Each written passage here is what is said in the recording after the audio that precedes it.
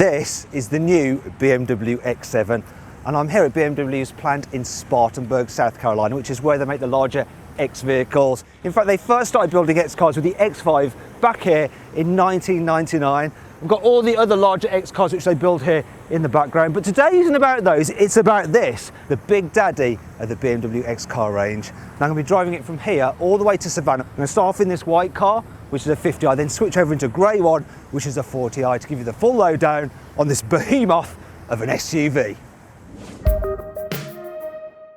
It makes sense to start this review here in the middle row of the X7. So essentially this car is a 7 Series but in SUV format. So loads of space, loads of luxury, but a raised driving position. And you do actually get a really great view out. You've got massive windows here in the back and look, blinds for them as well. So if I need some shade, I can get some shade. You can also control the sunroof here as well if I want to, and it's a 3-piece sunroof as standard, so it lets loads of light here into the cabin, and you can upgrade it so it has little LEDs in it. And so when you're fiddling around with the ambient lighting, you can have the ambient lighting not only in the doors and stuff, but also in the roof, and you can control it here in the back if you have the upgraded rear infotainment package. And so you can look at things like the sat nav and various things to do with the car as well, which is nice. But let's talk about the space, because that's what this car is about. So yeah, look, I can electrically move my chair back for even more leg room, and there is absolutely loads of room to stretch out. I can recline it as well to get nice and comfy, and I've got these little pillows here as well. As standard, you get a 7-seat version with a 3-seater bench here in the middle, and I'll just do something naughty. Look at this. I'm going to just unplug my seatbelt while I'm driving along to illustrate this. Look, so the middle seat is actually all right. You've got a fairly flat floor, so there's plenty of room for everybody's feet, and look, you've got various storage areas here and here. But what is it like in the back? Well, I'm going to move this seat forward a little bit to give it a chance. Look, I've still got plenty of room here, and I'm going to just fold this down and pop into the back, so bear with me. That's a bit undignified, wasn't it? Okay, so here in the back, I'll just put this chair up. And you can see that here, knee room is a bit tight, but it's okay. Also, headroom. Actually, that's really good. I've got a decent amount of headroom.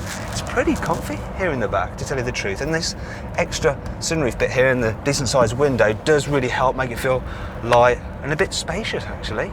Not bad for a 7-seater. Now the key thing is that when you're riding in the back of a car, it can feel quite bumpy. This car, as standard, has air suspension, and even here in the back, it's super relaxing. It's very quiet as well. I'm actually impressed, you know, this is a 7-seater luxury car without a doubt. Do you know what, I might just do the rest of the journey here. And I wouldn't normally do that, not in a 7-seater. Actually, I've got an idea. Why not just do this?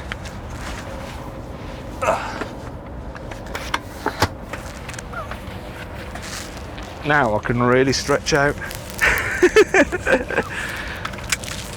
Yeah. New BMW X7. Lots of room, let's just say that.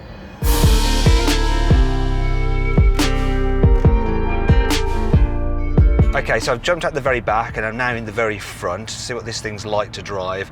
This, being the 50i, has a 4.4 litre twin turbo V8, 460 horsepower, 650 newton meters, and it's very rapid.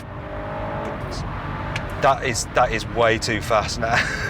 Got to be careful, because in America they will have you in prison if you break 100, and I was obviously nowhere near 100 there, not at all. In fact, I'm probably better off just putting this car into auto cruise mode, and then it'll do the whole thing of steering to keep me in lane, keep me a safe distance from the car in front, and I can just relax and not worry about a prison sentence.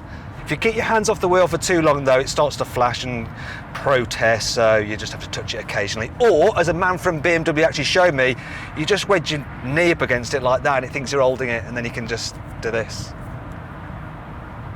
There's actually someone from BMW just in the back of the car there, probably not enjoying what I'm saying. What do you think about that, Lauren? I'm just going to pretend like I didn't see that. There is one thing about America though, while they're really hot on speeding, they don't care so much if trucks are doing almost 80 miles an hour. It's a little bit weird, isn't it, that? And probably dangerous. Anyway, we're going to stop off here in a bit and buy a gun.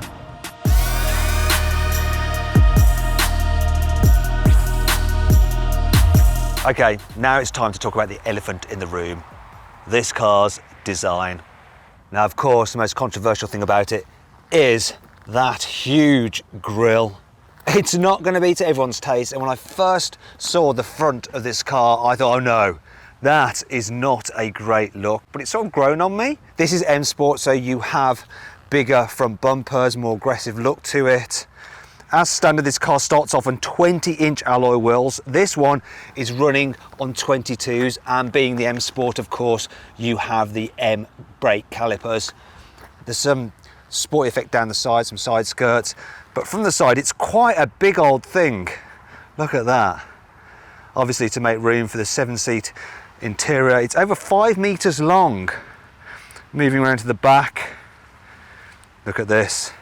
I want to show you this because it's very important. You do have fake exhaust surrounds, but inside there are 2 real exhaust pipes. Look, there, look. Thank God for that. Once again, being the M Sport, you have sportier rear bumpers. So there we go, the design of the BMW X7. Thing is though, what do you think about the looks? Click on the pop-out banner up there in the top right hand corner of the screen to vote whether you like the look of this or not. In terms of the interior design, the X7 is very similar, surprise, surprise, to the X5. Only the poshness has been turned all the way up to maximum. So you've got the very best materials in here, leather on the dash, leather up here, nice wood trims along here. And the leather on the seats is actually the super soft merino leather as standard, whereas normally you have to pay extra for that in other BMWs. The look itself is not the most exciting, but it's quite functional and it's well laid out. I like the fact that you get metal switches here on the dash and you can control the climate control very easily, and you get a nice digital display. In terms of the main infotainment screen, well, it's BMW's latest system, so it's nice and easy to use, and you can control it using the swivel wheel. You can control it using gestures like that to turn up the volume. Yes, you can control it using buttons on the steering wheel. You can control it using voice commands by going, "Hey BMW." Hello, what can I help you with? "I'm cold." What temperature should I set? It's quite funny, we're in America, so she's got an American accent. Isn't that clever? Now you've got another screen here, the main digital driver's display. It's a bit dark. It's not the best. I think the one in the Mercedes is a bit brighter, and so Audi's latest systems, but it's okay, it's functional enough. And yeah, this is a nice place to be. I like the way that you're separated from your passenger, so it does feel sporty to sit in, and you've got some decent practicality. I mean, I'm showing off the door bins with this small bottle here. I mean, they're absolutely massive. Yeah. Even BMW's crystal gear selector looks good in this car, because this is quite a bling machine, and that's quite a bling bit of kit. So it does sort of work. Don't like it on less expensive BMWs, but here I think it's absolutely fine. Suits it. Right, now we're going to do the essential test to see how this big SUV is at navigating through a drive-through. So my passengers decide they want a Taco Bell. I'm not having a Taco Bell, but let's see how we get on. Is it here? Place order here. Can I get close enough without curbing the wheels? Hello, how are you? Hi, you all right? Order when you're ready. Can we have, how many tacos do you want? 2 for me. Can we have 2 tacos, please? No, 4 tacos. For crunchy tacos, regular supreme. Crunchy. Crunchy, Regular supreme. regular. Anything to drink? Do you want anything to drink? Oh, get me a Diet Coke, please. A Diet Coke. Do you want some taco sauce? You want taco Yeah, of sauce. course. Taco sauce all round, please. Thank God for surround view cameras. Hello. 786. Yeah, 786. I'm not recording. Yeah, no, it's all right. This is a brand new BMW. It's the X7, and so we're filming it. We're filming a review of it. And a big important part for British motoring journalists, well, vloggers, is to take it to a drive-through for some reason. So that's what we're doing. Oh, wow. Oh, it's nice. You like it? Okay, do you want to come and join us for the rest of the trip? No, I can't. By the way, if you're wondering who this guy is, it's Richard Ingram from Auto Express. He tests cars and fast food. That's why we had to stop for Taco Bell. Isn't that right, Rich? That's absolutely right. What's better, the taco or the car so far? You're a classy lady, Lauren. She's had 3. I'm not sure what the answer is given that the BMW PR is in the back. You're going with the taco, aren't you? No way. No. You're bloody going with the taco as well by the looks of it.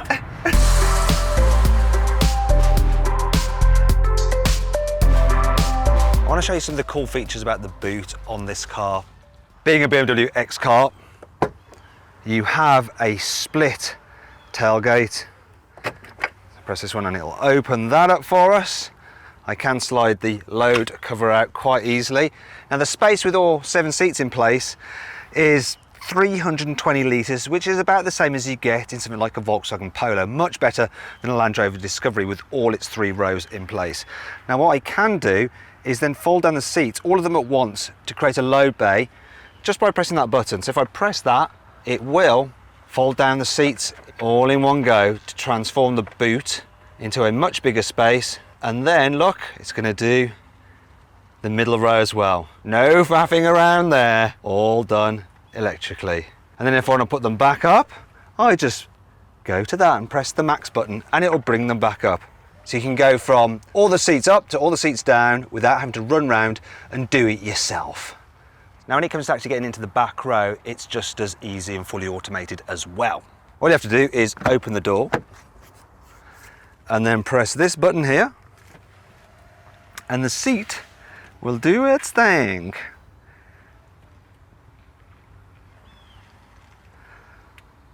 There we go, moved out of the way. And let's see how easy it is for me to get in. See if I can do it without the camera shaking too much. Right, well, here you go. That wasn't too much of a palaver now, was it?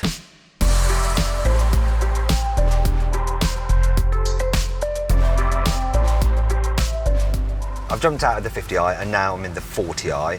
So this car has a 3-litre straight-six turbo engine with 340 horsepower, 450 newton meters, and it goes all right. It doesn't quite have the same punch as that V8, but yeah, it's good enough. You do have the same 8-speed auto, so it's nice and smooth when you're just cruising, and when you want it to be, it's bang on. It just kicks down instantly.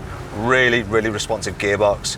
Also, you got the same X-Drive 4-wheel drive system, which is rear drive bias for a more sporty feel, though I have no idea what that feels like because I've been driving on straight roads non-stop in this car. I don't know what it's like in a corner at all. I presume it's all right. So this car actually starts for £72,000 and that's for the 30D, so a 3-litre straight-six diesel engine. Now if you want to see how much you can save on a new car, click on the pop-out badge there, top right hand corner of the screen, or the link below the video to check out the best deals on CarWow.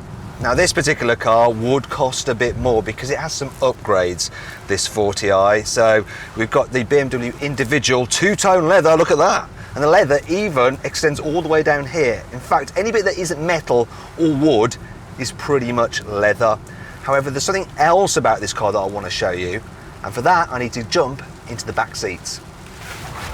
Right then, can you notice the difference with this car? Yeah, you guessed it. There's 2 individual chairs here in the middle row rather than the bench. So this is an upgrade and it costs around £600, so it's not that big a deal. And you get to sit separate from your co-passenger and you feel a bit more like a VIP because you've got these armrests which you can adjust. The back rest also seems to just recline a little bit more so you can chill out. Yeah, feel that little bit more important. It's lovely, I quite like this actually. So if you don't need to carry 7 people at once, I would definitely go for this configuration. There is one thing though. In the floor, you then have this pod where you keep your drinks, but the plastic is just, it's just so cheap and nasty. I mean, that is the only cheap bit of plastic I've found in this car. It's a bit of a disappointment really. I don't know why they've done that. Anyway, I'm gonna just kind of relax and try and ignore it.